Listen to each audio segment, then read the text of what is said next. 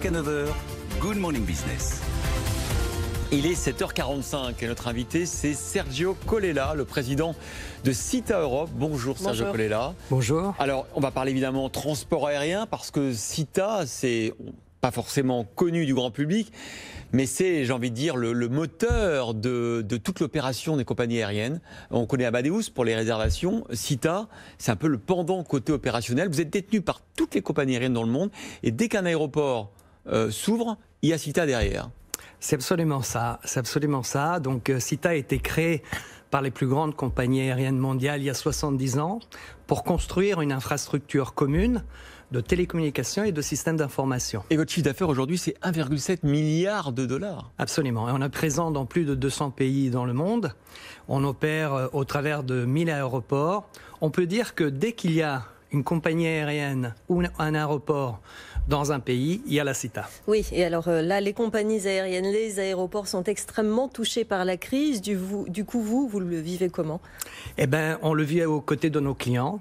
D'abord, il a fallu s'organiser pour pouvoir opérer dans un contexte où la Covid est présente, pouvoir faire en sorte que les passagers qui voyagent encore et les personnes de la SITA soient protégées. Et ensuite, il a fallu s'adapter plus à long terme aux exigences et aux changements structurels apportés par cette crise, qui est une crise mais aussi une opportunité. Aujourd'hui, le trafic mondial est en baisse de 66%. Donc on a perdu 2/3 des passagers au niveau mondial. Au niveau européen, la situation est encore plus marquée puisqu'on a perdu plus de 80% des passagers. Quand vous dites des opportunités, ça veut dire que vous pensez que cette crise, elle va être pour votre métier, celui des compagnies aériennes, celui des aéroports, un accélérateur? Et si oui, de quelle manière? Mais absolument. Moi, on est convaincu, et on le voit tous les jours, que le coronavirus est l'agent de digitalisation le plus efficace qui soit. Et donc, pour notre secteur, pour la technologie dans le domaine du transport aérien, c'était un catalyseur de mouvements qui existaient déjà, qui étaient déjà là, mais qui ont été accélérés. Par exemple, donnez-nous des exemples concrets des outils qu'offre SITA aux compagnies aériennes et aux aéroports.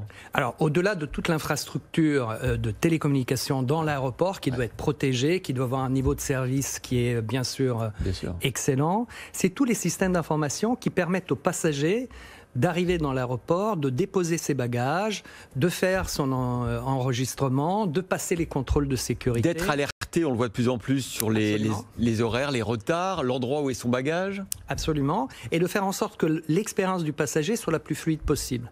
C'est aussi permettre à l'avion lui-même d'avoir toutes les données qui sont nécessaires pour qu'il puisse voyager dans les meilleures des manières. Tout se fait à distance, avec le téléphone portable majoritairement, de l'arrivée à l'aéroport et même quelques heures avant jusqu'à l'arrivée à destination. C'est absolument ça. En fait, le concept, c'est que votre smartphone devient la télécommande de votre voyage. Et plus vous donnez le pouvoir aux passagers de piloter son voyage au travers de son smartphone, plus son niveau de satisfaction est élevé, moins son niveau de stress est élevé et plus le voyage se passe bien. Alors l'une des ruptures technologiques qui arrivent, c'est évidemment la 5G. Oui. À quoi va-t-elle servir dans les aéroports ? Alors ça va être un grand changement. C'est quoi la promesse de la 5G ? C'est une capacité de téléchargement 10 fois plus élevée que les réseaux préexistants. C'est un niveau de latence, donc un niveau de service beaucoup plus élevé. Et la capacité à avoir beaucoup plus de connexion dans un espace restreint, ce qui est un aéroport. Donc en ayant tout ça, au lieu d'envoyer des informations qui sont limitées, vous pouvez envoyer des informations qui sont très riches en contexte. Vous pouvez envoyer des vidéos, vous pouvez envoyer beaucoup de données. Et ça change de manière importante de nombreux processus. Exemple, vous pouvez avoir des véhicules autonomes sur le tarmac. Vous pouvez faire communiquer dans l'Internet des choses, Internet of Things, un nombre important d'actifs, de machines, et donc optimiser au mieux l'aéroport. Oui, mais les opérateurs télécoms sont très en colère parce que l'aviation civile a émis des réserves sur l'implantation d'antennes 5G à proximité des aéroports. Du coup, certains opérateurs, Bouygues ou SFR, menacent de ne pas payer à l'État le montant des redevances qui ont été fixées par les enchères. Qu'est-ce qui se passe avec ces antennes 5G ?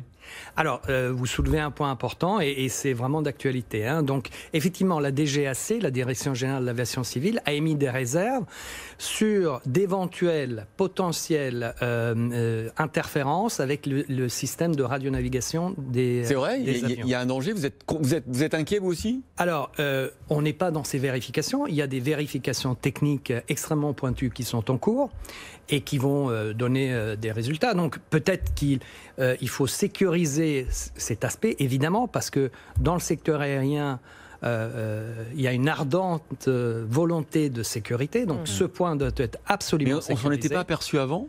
Ce sont des tests qui sont faits, il y a un point d'interrogation et les autorités répondront à ce point d'interrogation. On avait eu des questions similaires lorsque la 3G est arrivée, la 4G est arrivée. Moi, je pense que les aéroports ont connu la 2G, ils ont connu la 3G, ils ont connu la 4G. Et demain ou après-demain, en fonction de ces éléments, ils connaîtront la 5G. Bon, on va suivre ce dossier quand même des antennes 5G dans les aéroports. Merci Sergio Colella, président de CITA Europe, d'avoir été avec nous ce matin dans Good Morning Business.